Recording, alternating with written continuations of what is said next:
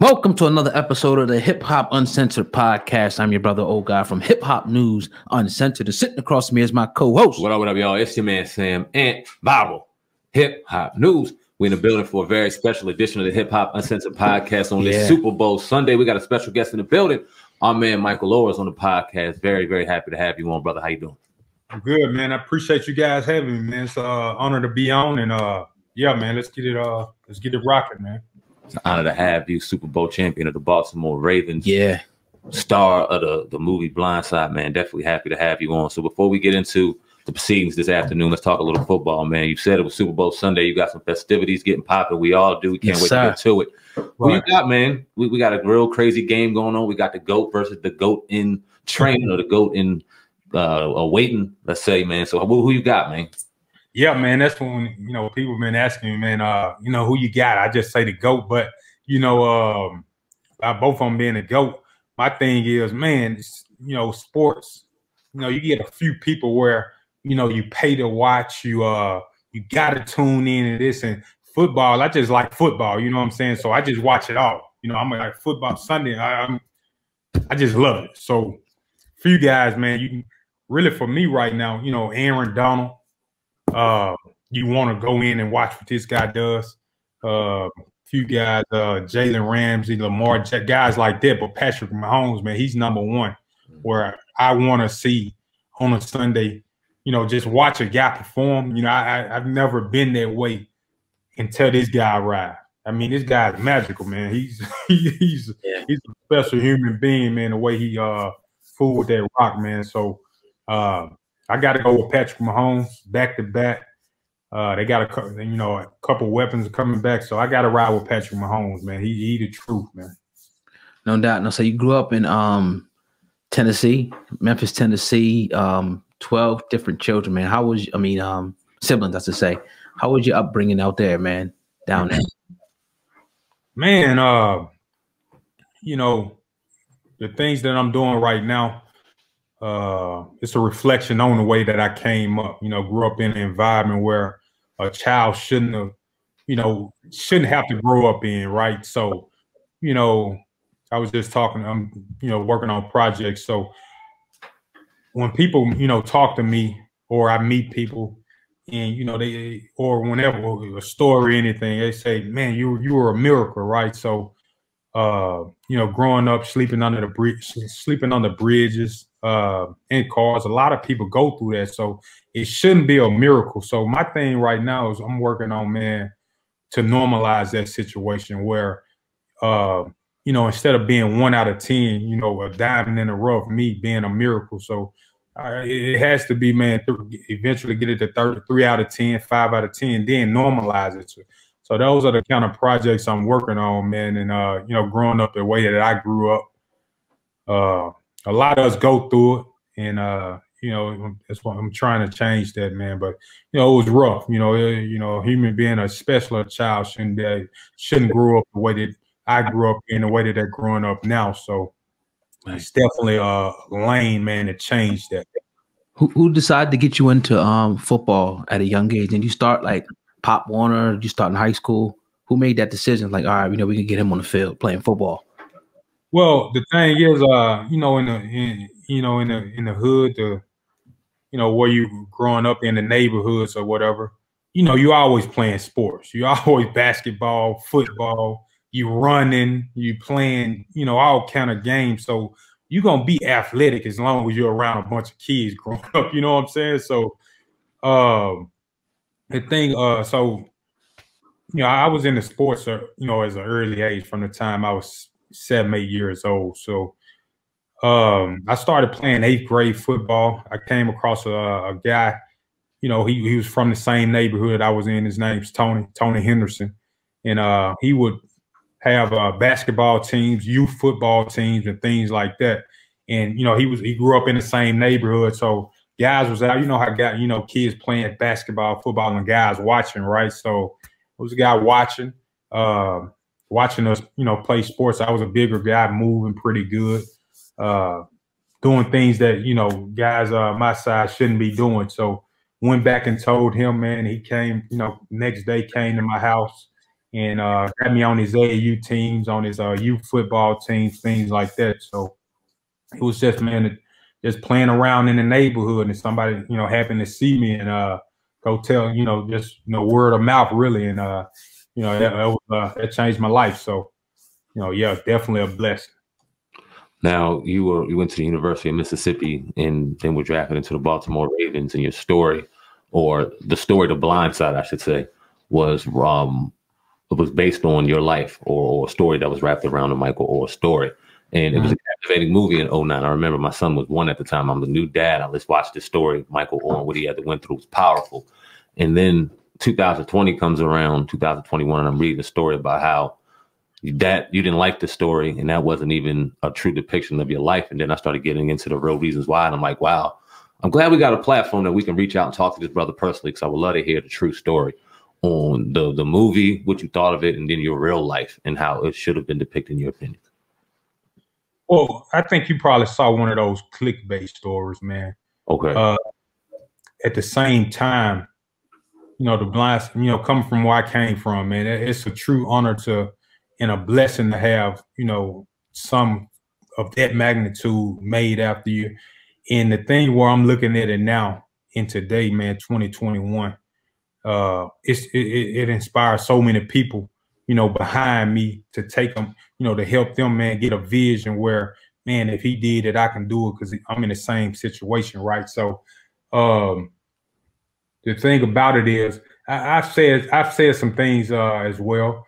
When you worked as hard as I did, man, the things that I did to get out of the situation that I was in, and then, at 17, 18 years old, I worked up, growing up, having to deal with, the things you got to deal with in the neighborhood, the people you got to deal with, the homelessness, to all the struggles, man, that you go through, right? So then to have the credit go to somebody else when you did this 17, 18 years old, so that kind of rubs you the wrong way. It rubs me the wrong way, But the thing about it is, it's still changing lives. It's still, it shaped me who I am. That's that's always been my main problem about the entire situation, where, I struggled, I battled, from day in, day out, man. The time I was 11, 12 years old, getting up on my own, going to school, when I could have dropped out in 6th, 7th grade, man. And when somebody else get that credit, yeah, it pisses you off. It pissed me off.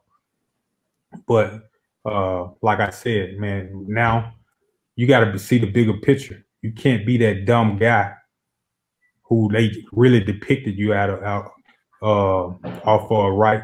So you got to be smarter, man. You got to make the moves and, elevate and go change a lot of people's lives, a lot of these young kids' lives, what I'm doing now, and turn that into a positive. So at the end of the day, like I said, man, it's across the world. That's a blessing. And, another problem, man, sports, got me out of this situation, not movies, So I knew a move or anything like that couldn't get the job done, on the field. So that's why I shied away from a lot of that as well, because I was out there, man, you got to grind. You got to grind 24/7. And that's what I was doing. And, everybody else want that. I got a hell of a platform, man, hell of a platform. And I appreciate the move that gave me that platform to be able to continue to doing what I'm doing now, even after football. Nobody has that. So that's a blessing in itself. And I'm appreciative of that. So like I said, at the end of the day, it's changing lives. It's helping people. And I'm able to go into these schools, going in these communities, man, to touch people. And they kind of, feel like, man, you made it out, man. So it's definitely, man.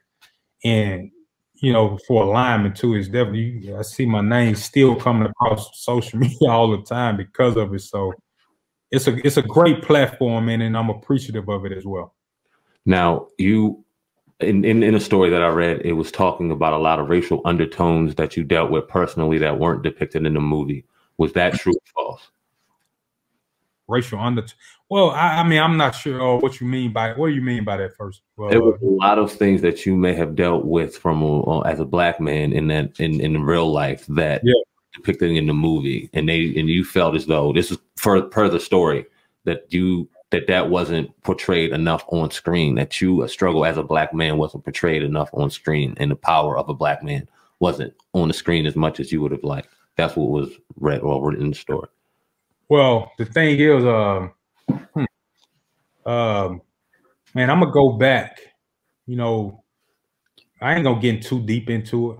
I ain't gonna get too deep into the behind the scenes, but I you know, it definitely could have been a lot better, man. But you know, I was focusing. You know, I had just got drafted, and you sign rights over.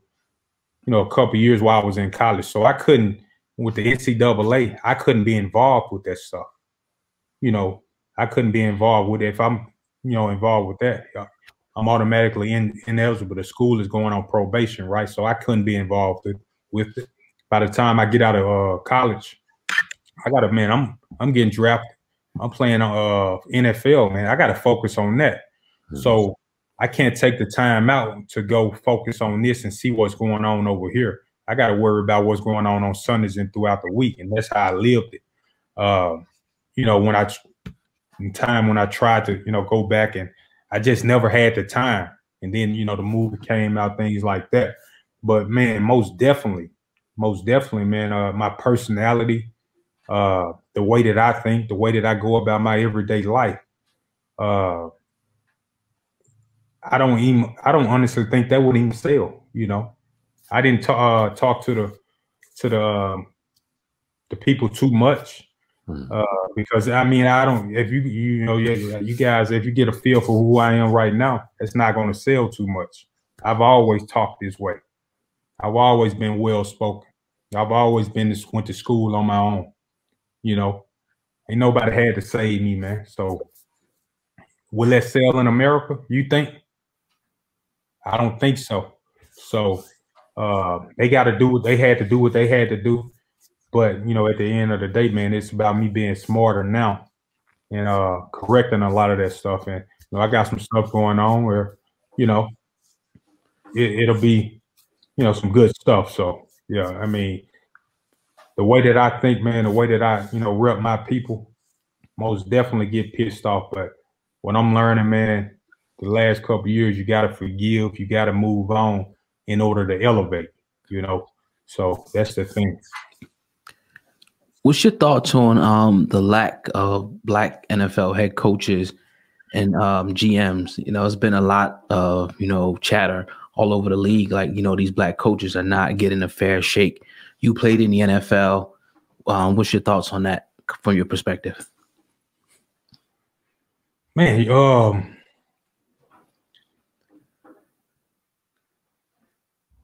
know, the NFL is made up of 70+%, you know, black people, black men and coaches, things like that. So, of course, man, you know, you would want to see more people running an organization, running a, you know, a football team that, you know, if you're a player, man, you want to be able to, because a lot of the times in these kind of situations where you got to defer to, you know, go talk to somebody you can't relate to. You know, as a younger, relate to a younger coach or somebody who's been in your situation. A lot of the times, you know, you got to go talk to somebody else, and then they got to, you know, try to translate what you're talking about, and you know, this and that. So, you know, it gets kind of difficult. So, you know, of course, you know, especially, man, with the times now, you know, it has to change, man. A lot of the stuff has to change with the times we're in, but you know, you also, you know, as a black man, at the end of the day, you can't go out here crying about not talking about, man, we begging for stuff. I'm not with the begging. I never have been. You know, you got to go on in these rooms. You got to lay your work down. You got to put your work down, talk the way you're supposed to talk, get the job done. And then let's get it going. Let's get it popping, man, once you get out here running this team. I'm not, you know, you know, Mike Tomlin got the job. You know, it's black head coaches out there. You got to go back and look yourself in the mirror at the end of the day, man. Are we doing the right thing to get the head coaching job? I guarantee you, man, people qualify. It ain't about, man, we got to look past this. They're not giving it to me because I'm black. I don't believe in that, man. To me personally, you might say, oh, the racial stuff is still here, but I don't see it. I think we putting ourselves behind, man, by looking into that. I see more jobs, more people with LLCs and all this stuff more than ever. You holding yourself back, man, by going back and talking about, man, somebody ain't giving me this and that, man. And I look, it might be, but hey, look yourself in the mirror, man, and see if you're doing the right thing. What do you think about the players now? They seem like they have a lot more of a voice in 2020, 2021, and it seems like it's a little more of a breath of fresh air to where players are now saying, if you're not doing the right thing as far as an organization perspective, and I'm giving my blood, sweat, and tears and providing on the field and in the community, and I feel as though I have the right to leave, like Deshaun Watson, excuse me, out in Houston is doing right now. It's kind of giving a little bit of a rejuvenation to the players. What do you think about that? Man, I absolutely love it. I absolutely love it being going through that situation. You know, a lot of guys, man, who put in a lot of good work feel like, you know, kind of like myself, who feel like, you know, they got taken advantage of a lot of the times in the NFL, you know, with that type of deal. And, you know, once you get a knock on you, a stamp on you, that's going to stick with you, you know, your whole ride in the NFL. So this is kind of like an NBA type of deal, man. I love what the NBA does, how those players, man, you know, take care of their, you know, the guys around them. It's truly a brotherhood in the NBA, right? You know, those guys protecting each other. They riding for, you know, one another. NFL, you know, with the contracts, the way they set up, you can't get out there and, man, do what you got to do, say what you got to say. And I get it. I'm pissed off a lot of the times that some of the things what guys should have did and what they didn't do. And I get it, man. It's a business. The way contracts set up, the way the money flowing, you can't say certain things. So, you know, the way they're setting it up now, guys like Deshaun Watson, man, speaking, and they're not just playing football. They're thinking, man, they're representing themselves off the field with the agencies, negotiating their own contracts. And that's a huge step. That's a huge step, man, into controlling the narrative and not having someone else going to, you know, write your story for you like me. You know, these guys they're documenting their journeys and, you know, in professional sports. And the thing about it too is, you know, they're doing stuff off the field. They're not just, you know, keeping it on the field. And that's another thing, you know, some companies don't want. So they're writing their own narrative. They're business minded.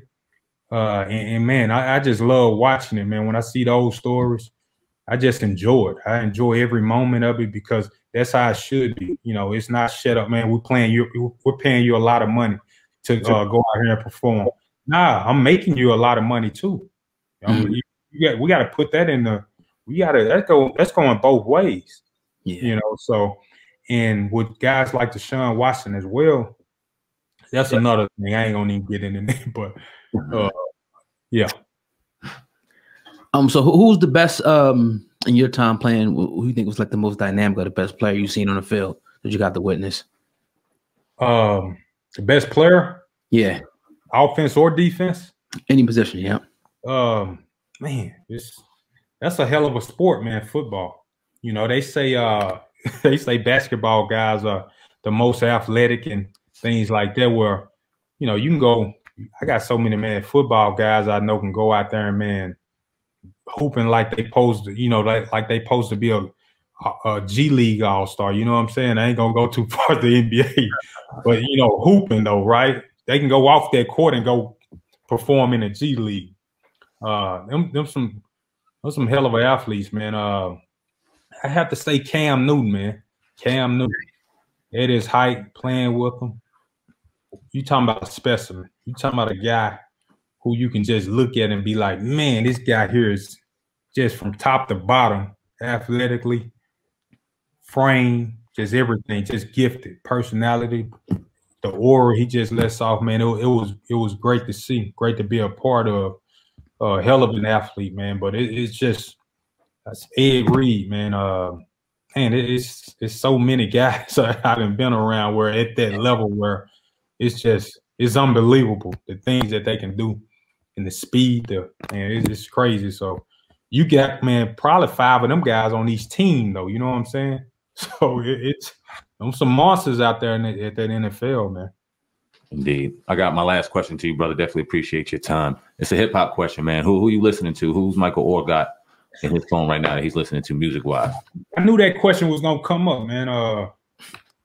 You know, I work out, man, 2-3 hours a day, so I really don't have a specific guy I'm listening to right now. We got, you know, our group text and all that, man. We you know, put songs and stuff in to share with our, you know, group, you know, while we working out and stuff like that. But man, a guy who when I'm working, man, he kind of like, man, preaching, and he got that hood vibe too. Durkio, man. Little Dirk. Yeah, man. He man, he turned myself in, man. That it's some more joints on there. You know, that's what kind of guy I am, man. Little Dirk. He preaching right now. He rapping, man. But you know, it's relatable. You know, when you growing too, for me, you know, I'm trying to get away from that real guy. So he the one of the right now. He kind of in between. You know what I'm saying? You try to elevate.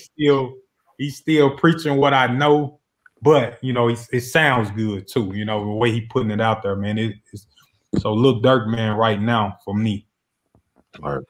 That's all I got, man. Yeah. Definitely appreciate your time, brother. Michael Oher on the podcast, yes, Super Bowl Sunday. Drop your social media handles, anything that people need to know about you real quick before we get out of here. And you never said who you think's going to win the Super Bowl, bro. Come on. Yeah, I said the GOAT, man. Both GOATs. No, I'm going with Patrick Mahomes, man. I gotta ride with him. And I'm also going for all the black offensive coordinators, man, on each team too. So I hope they ball out. You know, I'm going with Patrick Mahomes, man. Just, hey, Michael, if you want to find me. Hey, also, I just dropped the app, man, the Good Deeds app too. So we check that out too, man. Y'all need me back on, man. I'm dropping a book too. It'll be out spring, coming up spring, so next spring.